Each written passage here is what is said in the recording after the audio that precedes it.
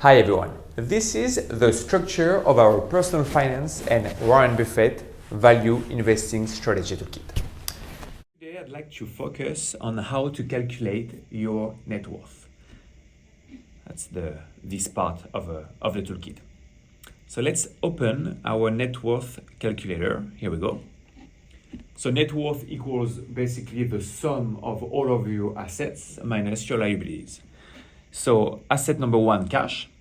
So here you may have, for example, one or two transaction account, one or two savings account, and you may also have a consumption loan. So this consumption loan will have to be subtracted, of course. But this line in bold will calculate all of the above. So you don't have to do much except writing down the value for each one of those lines, usually at the end of a fiscal year. I don't think you need to calculate your net worth at the end of every week or every month. It's not gonna fluctuate that much, but at the very least, at the end of each financial year, you should do that.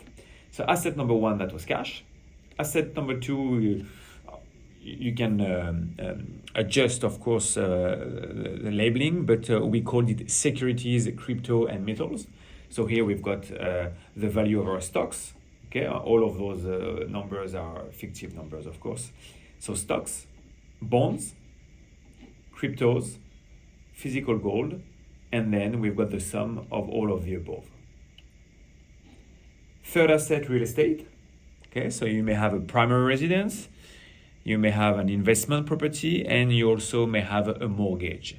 So here, for example, for FY25, we've got the formula primary residence, 300 grand, plus 200 grand for the investment property, minus a mortgage of 130 grand, equal 370 grand. Okay? Easy. Then you may also have a business. So in this section, you will have to calculate the intrinsic value of the business. This can be done in many different ways that will depend on your business type. But we've got plenty of information on that in the toolkit.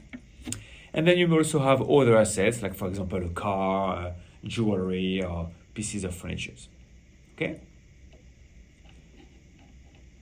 Here you will have your total net worth.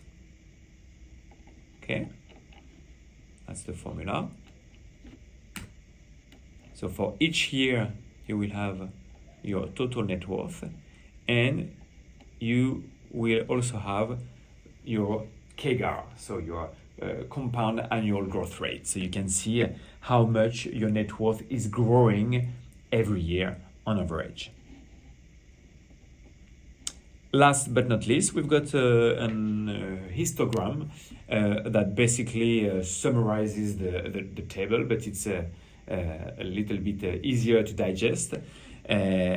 For each financial year, you've got your total net worth, and you've got the net worth, segmented by asset class.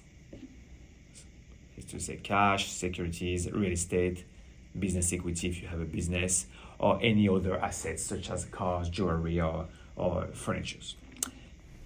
Here we go. I hope everything makes sense.